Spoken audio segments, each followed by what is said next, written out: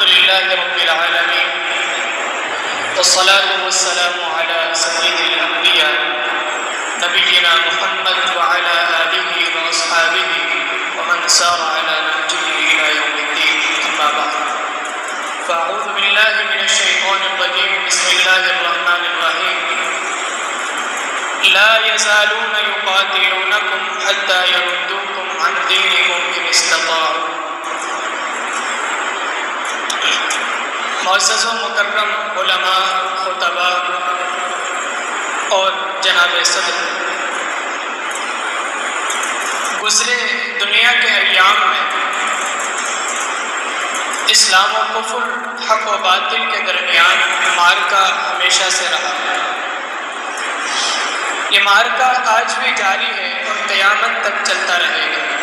اسی بات کی طرف اللہ تعالیٰ نے اشارہ فرمایا، لا یزالون یقاتلونکم حتی یردوکم عن دینکم ان استطاعوا.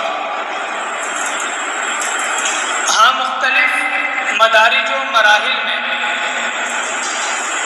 اس معرکے کی حیت و کیفیت بدلتی رہی.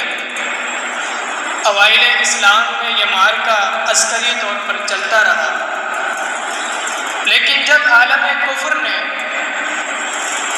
مسلموں، اسلام اور مومن و ایمان کی حقیقی طاقت لا الہ الا اللہ کو جان لیا، اس کو پرکھ لیا، تو اس نتیجے پر پہنچے کہ ہم عسکری میدان میں مسلمانوں سے کامیاب نہیں ہو سکتے.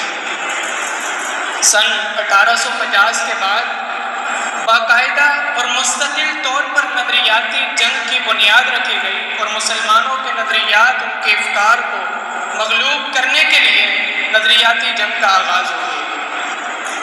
اس نظریاتی جنگ کے نتائج ہمارے سامنے اس انداز سے آئے کہ ایسے فتنے اور فرقے پیدا ہوئے جنہوں نے دین اسلام کی بنیادوں کو کمزور کرنے کی کوشش کی.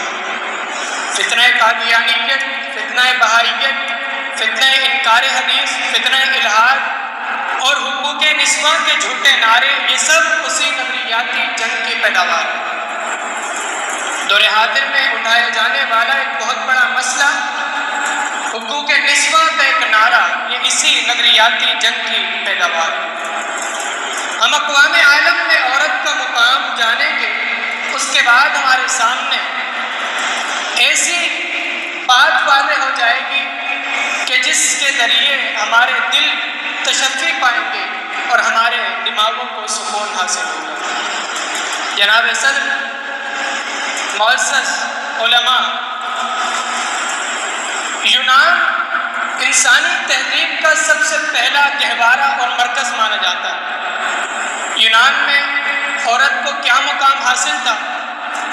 ڈیفیکلٹی گریک کے نام سے ویب سائٹ وہ یہ درج کرتی ہے کہ یونان چاہے جتنے عقلمند تھے، لیکن اس بات سے انکار نہیں کیا جا سکتا کہ ان کی ایک بہت بڑی غلطی یہ تھی کہ عورت کو کمتر مخلوق سمجھا کرتے تھے. سماج اور معاشرے سے بالکل الگ کر کے بچے پیدا کرنے تک عورت کو محدود کر دیا گیا تھا. اور خود سقراط جو اس تہذیب کا بانی تھا، عورت کے بارے میں اپنے نظریات کا اظہار کرتے ہوئے کہتا ہے کہ عورت کائنات میں سب سے زیادہ فتنے اور فساد کی چیز ہے. گویا وہ ایک زہریلا درخت ہے کہ بظاہر تو دیکھنے میں خوشنما نظر آتا ہے، لیکن اگر چڑیا اس میں سے کوئی چیز چکھ بھی لے تو اس کی موت واقع ہو جائے. اہل یونان کے بعد اہل روم کو کائنات میں تہذیب و تمدن کا گہوارہ مانا گیا، لیکن یہ لوگ بھی عورت کو کوئی قابل ذکر عزت نہ دے سکے. ہاں، ان کے ہاں عورت کا یہ مقام تھا کہ وہ شقاوت اور نحوست کی بھیٹ چڑھا دی جاتی. اگر مرد کو اپنے بیوی کی کردار پر ذرا بھی شبہ ہوتا تو اسے بغیر کسی قانونی کارروائی کے قتل کر دیتا، اور اگر اپنی خواہش کے مطابق ذرا بھی اسے کوئی حربہ اختیار کرنا ہوتا اپنی بیوی کے قتل کا، تو قانون اسے پوری طرح اجازت دیتا کہ اپنی بیوی کو قتل کرنے کا کوئی بھی طریقہ اور حربہ اختیار کرے. بابل کی تہذیب نے جب عروج پایا تو بابل کی تہذیب میں عورت کو کیا مقام حاصل ہوا؟ عورت کاروبار کی چیز سمجھی جاتی. ان کے ہاں اگر ایک باپ کے پاس بیٹیاں ہوں اور باپ کو ضرورت ہو تو باپ کو پوری اجازت تھی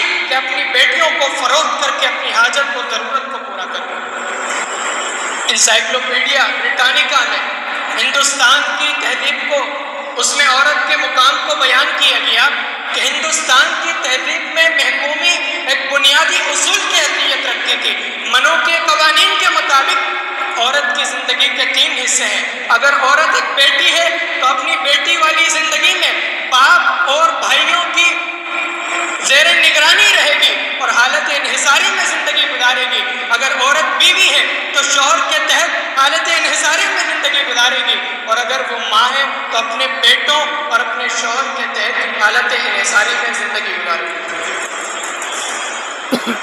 مثالیں تو بہت تاریخ بھری پڑی ہے، لیکن سوال یہ پیدا ہوتا ہے کہ تہذیب و تمدن کے گہوارہ مانے جانے والے ان معاشروں کا یہ حال ہے تو پھر عرب، جسے معاشرہ بدو کے نام سے یاد کرتا تھا، اس کی کیا حیثیت؟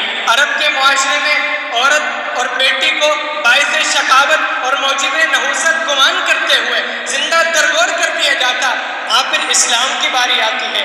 عالم اسلام نے عورت کو وہ مقام دیا کہ دشمن بھی اس بات کو تسلیم کرنے پر مجبور ہو گیا کہ کائنات میں کوئی قوم، کوئی مذہب ایسا نہیں گزرا جس نے عورت کو مقام اور حیثیت دی۔ عورت اگر اسلامی معاشرے میں ماں کی شکل میں ہو، بیٹی کی شکل میں ہو، یہ بیوی کی شکل میں ہو، ہر ایک لحاظ سے عورت کی عزت کا تحفظ کیا گیا۔ سب سے پہلے اگر عورت بیٹی کی شکل میں ہو تو پھر ننھی کلیوں کے تحفظ کے لیے، زندہ درگور کیے جانے کی رسم سے بچانے کے لیے اللہ تعالیٰ نے اپنی قرآن نازل کیا، اپنی قانون نازل کیا۔ فرمایا وَإِذَا الْمَوْءُودَةُ سُئِلَتْ بِأَيِّ ذَنبٍ قُتِلَتْ، قیامت کے دن بیٹی سے سوال کیا جائے گا، بتا کس جرم کی پاداش میں تجھے زندہ درگور کیا گیا تھا۔ ہاں، اللہ تعالیٰ نے قرآن میں واضح قانون نازل کیا، وَلَا تَقْتُلُوا أَوْلَادَكُمْ خَشْيَةَ إِمْلَاقٍ نَحْنُ نَرْزُقُهُمْ وَإِيَّاكُمْ إِنَّ قَتْلَهُمْ كَانَ خِطًّا كَبِيرًا۔ نبی علیہ السلام کے پاس ایک عورت آتی ہے، سیدہ عائشہ کے پاس آ کر سوال کرتی ہے۔ سیدہ عائشہ اسے 2 یا 3 کھجوریں دیتی ہے، ہاتھ میں 2 بچیاں ہیں، دونوں بچیوں کو آدھی آدھی کھجور باری باری تقسیم کر دی۔ نبی علیہ السلام کو معلوم ہوا، آپ نے فرمایا کہ جس کے پاس بیٹیاں ہوں وہ اس کے ساتھ اچھا سلوک کرے، قیامت کے دن یہ بیٹیاں اس کے سامنے جہنم کے آگے ڈھال بن جائیں گی۔ یہ اسلامی تعلیمات تھے جنہوں نے ننھی کلیوں کے حقوق کا تحفظ کیا۔ صدر وقار، اس کے بعد اگر عورت بیوی کی شکل میں ہو تو قرآن نے اپنی قانون نازل کیا، وَعَاشِرُوهُنَّ بِالْمَعْرُوفِ وَلَهُنَّ مِثْلُ الَّذِي عَلَيْهِنَّ بِالْمَعْرُوفِ۔ نبی علیہ السلام نے فرمایا خَيْرُكُمْ خَيْرُكُمْ لِأَهْلِهِ۔ اب یہ اسلامی قانون ہمیں بتلاتے ہیں کہ کائنات میں کوئی قوم ایسی نہیں گزری جس نے عورت کو بحیثیت بیوی یہ مقام دیا ہو۔ ہاں، اگر یہودی مذہب کی تعلیم کو دیکھا جائے تو عورت کے متعلق یہ ہمیں تاریخ ملتی ہے کہ یہودیوں کے ہاں جب عورت حائضہ ہو جاتی تو اسے اپنے گھر میں نہیں رکھتے تھے، اسے کھانا ساتھ نہیں کھلاتے تھے، اسے اوڑھاتے پہناتے صحیح نہیں تھے۔ اور مشرکین مکہ کے ہاں اگر عورت بچہ جننے کے بعد نفاس کے دنوں میں ہوتی تو اسے کس طرح رکھا جاتا؟ ہندو مذہب میں عورت اگر بیوہ ہو جاتی کس طرح رکھا جاتا؟ تاریخ ہمارے سامنے روز روشن کی طرح آیا۔ اور اگر عورت ماں کی شکل میں ہمارے سامنے اسلامی معاشرے میں ہو تو پھر عورت کو کیا مقام حاصل ہوا؟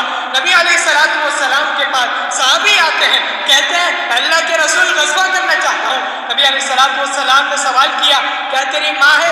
فرماتے جی ہاں۔ فرمایا فَأَلْزَمْهَا فَإِنَّ الْجَنَّةَ تَحْتَ رِجْلَيْهَا۔ اور پھر اپنی قانون نبی علیہ السلام نے لوگوں کو بتلا دیا، إِنَّ اللَّهَ حَرَّمَ عَلَيْكُمْ حُقُوقَ الْأُمَّهَاتِ، اور اللہ نے آسمان سے فیصلہ نازل فرما دیا، وَقَضَىٰ رَبُّكَ أَلَّا تَعْبُدُوا إِلَّا إِيَّاهُ وَبِالْوَالِدَيْنِ إِحْسَانًا إِمَّا يَبْلُغَنَّ عِندَكَ الْكِبَرَ أَحَدُهُمَا أَوْ كِلَاهُمَا فَلَا تَقُل لَّهُمَا أُفٍّ وَلَا تَنْهَرْهُمَا۔ اولڈ ہاؤس میں چھوڑ کر آنے کے دور کی بات، ان کو اف تک نہیں کہنا۔